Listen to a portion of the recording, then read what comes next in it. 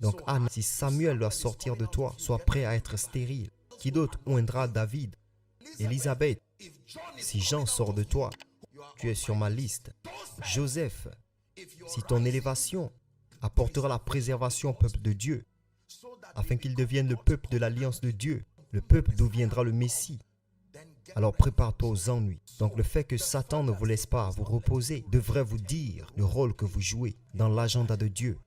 Pourquoi est-ce que sur 10 personnes dans votre famille, il semble vous avoir isolé? Je vous dis pourquoi. Parce que dans son esprit, vous êtes égal à la force des 10 personnes. Plutôt que chercher à détruire les 10 personnes, une par une, pourquoi Satan se concentre-t-il sur votre église? Pourquoi Satan se concentre-t-il sur vous?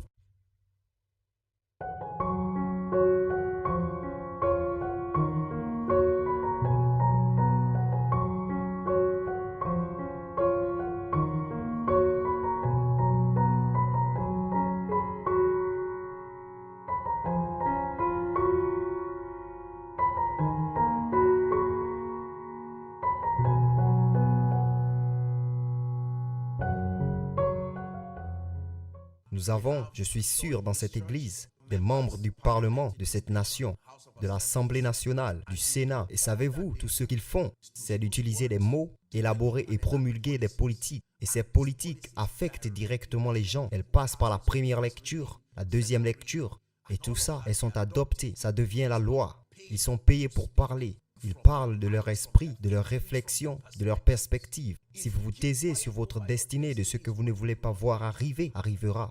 Je vous assure, que vous plantez ou non, quelque chose poussera toujours dans la ferme, pourvu qu'il pleuve. Et malheureusement, c'est ce que vous ne voulez pas qui poussera. Sommes-nous ensemble? Parlez sur votre entreprise. Parlez sur votre ministère. Parlez sur votre famille. Votre mission est de continuer à parler. Au nom de Jésus-Christ, je ne céderai pas à la tristesse. Au nom de Jésus, mon esprit est fertile. La faveur du Seigneur est sur moi. Au nom de Jésus, j'échappe à ces 6 choses, même aux langues calomniatrices des hommes. Vous priez, vous décrétez. Oubliez qui pense ou ne pense pas. Votre mission, votre destin dépend absolument du pouvoir de la création. Les choses arrivent si seulement vous êtes silencieux. Les choses négatives, je veux dire. Jean 10, 10. Le voleur ne vient que pour voler. Satan est appelé le voleur. Je ne sais combien d'entre vous veulent être amis avec des voleurs. Le voleur ne vient que pour voler, pour tuer et pour détruire. C'est son caractère tripartite de destruction. Voler, tuer et détruire. 1 Jean 5, 19. La destinée de quelqu'un est en train de changer ce matin. Dans le nom de Jésus. Et nous savons que nous sommes de Dieu. Il dit, s'il vous plaît, aidez-moi à lire la partie restante. Que le monde entier, stop. Cela inclut-il où se trouve votre église? Cela inclut-il votre village? Cela inclut-il l'étendue de la terre, le monde entier, gisant dans la méchanceté? Quand je parle avec mon peuple, je fais toujours cette observation. Les Nigériens savent se lamenter émotionnellement et nous disons « Qui ai-je offensé ?» Déclaration très réconfortante. Mais à quel point c'est erroné. Vous n'avez pas offensé qui que ce soit. Tout le monde naît au milieu d'une vieille histoire à laquelle vous êtes obligé de participer. L'histoire du conflit entre la lumière et les ténèbres n'a pas commencé avec nous. Tout le monde est né au milieu d'une vieille et ancienne histoire. Et puis-je vous dire que cette histoire est si construite que dès que vous apparaissez dedans, vous devez agir dans cette scène. Personne ne vous invite à faire partie de ce film. Tant que vous êtes né, passé par le ventre d'une femme, vous devez en faire partie. Satan sait que tout le monde né d'une femme est un outil potentiel dans la main de Dieu. Numéro 1, il ne vous donne même pas la chance de grandir. S'il peut vous tuer, il le fera avec joie, je vous le garantis. Satan n'a pas besoin d'attendre que vous naissiez de nouveau pour être formé et mentoré. Dans la Bible, des enfants ont été tués, il les a tués sans hésiter. Et puis, vous venez maintenant vous tenir devant le peuple de Dieu et vous abandonnez votre cœur à Jésus-Christ. J'espère que vous savez que quand vous donniez votre vie à Christ, ce n'était pas seulement le prédicateur qui vous voyait seul, le royaume de l'esprit, y compris les démons, les principautés. Et comme je le dirais à mon peuple, la plupart des croyants ne comprennent pas la puissance de la vie qu'ils viennent de recevoir. Mais Satan et les démons comprennent ce que vous avez reçu. Ils connaissent le potentiel de cette vie que vous avez reçue. Et ils savent qu'avec votre déclaration, vous avez tracé une ligne. Je pense que c'était dimanche. Je parlais à mes gens et je les aidais à voir et apprécier l'étendue de la rébellion et de l'entêtement de Satan. Pour des millions d'années, au moins selon ce que nous savons, peut-être plus. Depuis le moment où il a été chassé du ciel, Satan se bat toujours contre Dieu jusqu'à aujourd'hui. Quelle détermination! Il ne renoncera pas. Satan vient à vous et vous parle de Dieu. Vous pouvez imaginer comme s'il ne prenait pas en compte sa défaite. Satan ne vous parlera jamais comme s'il était vaincu. J'espère que vous allez rire. Laissez-moi vous dire ce que je m'apprête à dire. Quelqu'un est venu me voir. Je pense que je priais pour des gens après le service un jour. Et un jeune garçon est venu se tenir devant moi. Et j'ai vu quelque chose qui ressemblait à l'affiche d'une élection. Je l'ai regardé et il est venu avec une conviction. Et j'ai ouvert ça et j'ai voulu m'enfuir. Il se présentait pour être président du Nigeria. Ayant crié et pensé que toute chose était possible, j'ai regardé ce cher frère à moi et je ne savais pas comment, pourquoi devenir diplomatique. Est-ce que je devais aller directement? J'ai regardé ce jeune garçon et vous savez, vous voyez les lacunes dans la connaissance, les décennies d'apprentissage dont ce type aurait besoin. Il se tenait à la ligne pour la prière. Il a dit qu'il est venu pour recevoir. Je lui ai dit, mon cher frère, laisse-moi te dire ceci. Dieu marche en saison, numéro 1. Et la vie a des niveaux. Le monsieur n'était pas d'accord. Vous voyez ceci? Sais-tu ce que cela signifie d'être président de n'importe quelle nation? Et ensuite président du Nigeria? Il était absolument convaincu. Absolument. Ça aurait été mieux s'il avait dit, peut-être qu'il avait eu un rêve ou une prophétie. Il est juste venu, il a cru qu'il voulait changer le Nigeria. Il n'a jamais été délégué de classe, peut-être conseiller, je ne sais quoi. Vous croyez que Dieu nous aide tellement en tant que nation? Je sais que nous avons péché contre Dieu en tant que nation, mais allez, s'il vous plaît, il y a encore un reste. Ce monsieur était presque en train de créer des problèmes. J'ai juste dit, mets-toi à genoux. J'ai juste posé les mains sur lui et j'ai dit, s'il te plaît, emporte juste tes ennuis et va-t'en, je ne suis pas prêt. Imaginez, vous savez, avec ce genre de détermination, il n'y a rien que vous ne pourrez dire à ce gars-là. C'est le genre de détermination que Satan a sur votre destin. Aussi insensé que cela paraisse, Satan croit toujours en son agenda. C'est ce que j'essaie de faire passer. Vous penserez que Satan devrait avoir tellement peur à cause de votre dernier témoignage et ne plus revenir. Mais Satan, vous, regardez-le. La Bible dit qu'il a quitté Jésus pour un temps. Vous avez témoigné comme une victoire de la lumière sur les ténèbres. Si j'étais Satan, je renoncerais. La façon dont le miracle s'est produit, il a arrêté le premier enfant. Et vous revenez avec des jumeaux et vous penserez que Satan va croiser ses bras. Il va se reposer et revenir encore.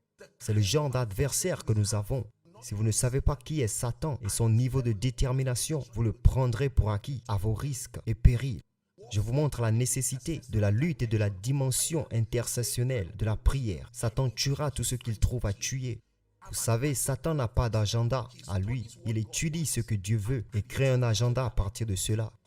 Ce n'est pas comme s'il avait un pré-réglage. Non, non, non. Il regarde à votre vie. Il n'a aucun parti pris personnel envers vous. Il veut juste savoir ce que Dieu fait. Et il entend que Dieu veut vous élever. Que cette année, Dieu emmène la logique à un autre niveau. Il dit d'accord. Maintenant, nous avons une mission. Sa mission est un sous-ensemble de ce que Dieu a dit. À chaque fois que Dieu parle, ne croyez pas que vous êtes le seul à entendre. Satan est un auditeur très intelligent. Quand il est venu à Adam, il a dit, qu'a dit Dieu? Ne me dis pas ce que je veux juste savoir ce que Dieu a dit. Parce que ma mission est liée à ce qu'il a dit. Donc au moment où il a dit, cette charge, je te donne mon fils, Timothée, que tu feras une bonne lutte avec la prophétie. Dieu vous a parlé, je te soulève cette année et je t'apporte à la gloire de ta vie.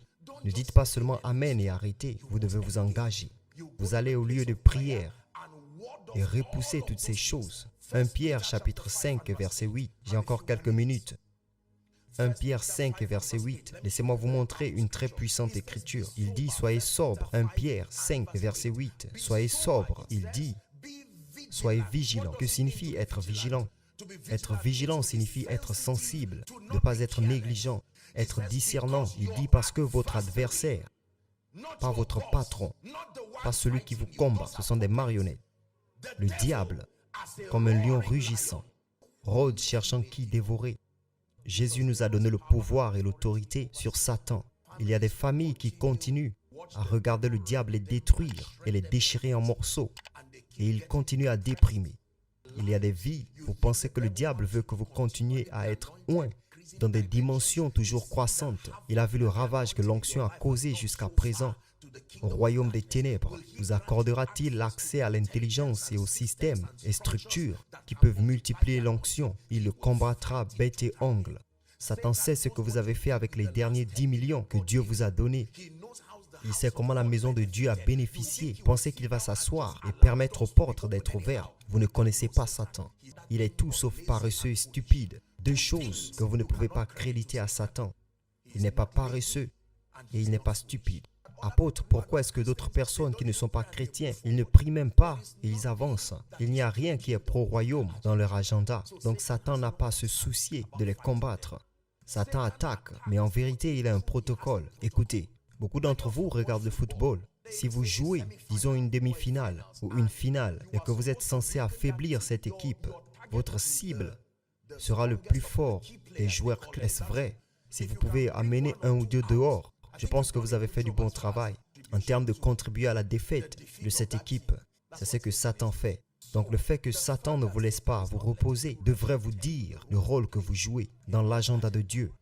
Pourquoi est-ce que sur 10 personnes dans votre famille, il semble vous avoir isolé? Je vous dis pourquoi. Parce que dans son esprit, vous êtes égal à la force des 10 personnes. Plutôt que chercher à détruire les 10 personnes, une par une, pourquoi Satan se concentre-t-il sur votre église? Pourquoi Satan se concentre-t-il sur vous en tant qu'homme de Dieu? Vous êtes précieux pour lui dans sa pensée. Vous êtes plus précieux pour lui que 5000 prédicateurs. C'est une façon de conserver de l'énergie. Quand il vient à vous, cela devrait être une consolation que vous êtes vraiment précieux dans l'agenda de Dieu. Satan laisse ma famille tranquille. Ce n'est pas cela. Il a découvert qu'il y a quelque chose dans cette famille. Satan, pourquoi combats-tu mon mariage? Pourquoi combats-tu ma fécondité? Pourquoi combats-tu cela? Satan ne combat rien pour lui-même. Il regarde au-delà de cette chose et voit ce qu'elle accomplira. Donc Anna, si Samuel doit sortir de toi, sois prêt à être stérile. Ce n'est pas à propos de ton utérus, c'est à propos de Samuel. Qui d'autre oindra Saül? Qui d'autre oindra David? Élisabeth, si Jean sort de toi, qui oindra Jésus? Qui sauvera le monde? Tu es sur ma liste. Joseph, si ton élévation apportera la préservation au peuple de Dieu, afin qu'il devienne le peuple de l'alliance de Dieu, le peuple d'où viendra le Messie, alors prépare-toi aux ennuis. Puis-je vous dire ceci? C'est une information que je vous donne afin que vous vous préparez à prier. Je peux vous dire cela par révélation et je peux vous le dire à partir des Écritures. Satan attaque, mais il n'attaque pas au hasard. Il attaque en fonction de la quantité de points que cette attaque va marquer en ce qui concerne son avancement. Ainsi, il peut isoler des prédicateurs. Il peut isoler des hommes d'affaires. Si vous prévoyez d'être sérieux avec Dieu, écoutez ce message. Si vous ne prévoyez pas d'être sérieux avec Dieu, c'est bien.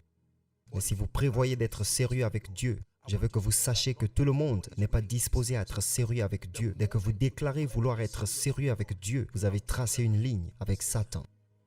Va-t-il venir? Oui. Sans être invité? Oui. Il est appelé le voleur. Les voleurs sont-ils invités? Tout ce que vous avez à faire, c'est d'être prospère, de construire une maison. Votre succès et vos résultats sont l'invitation. Mais nous avons un Dieu au ciel. Maintenant, grâce soit rendue à Dieu, qui nous cause. Pour combien de temps? Toujours. Maintenant, grâce soit rendue à Dieu, prédicateur. Maintenant, grâce soit rendue à Dieu, homme d'affaires. Maintenant, grâce soit rendue à Dieu, que malgré les machinations des ténèbres, il existe déjà un moyen de s'échapper. Quelqu'un devrait se réjouir qu'il y ait un moyen de s'échapper. Un moyen de s'échapper dans la prière, que je peux engager par la puissance de la prière et subjuguer tout ce qui ressemble à une manifestation des ténèbres. J'aimerais que nous prenions un moment pour prier. Puis-je vous dire qu'il y a certaines portes que vous devez briser ce matin. Vous devez vous dire assez, c'est assez.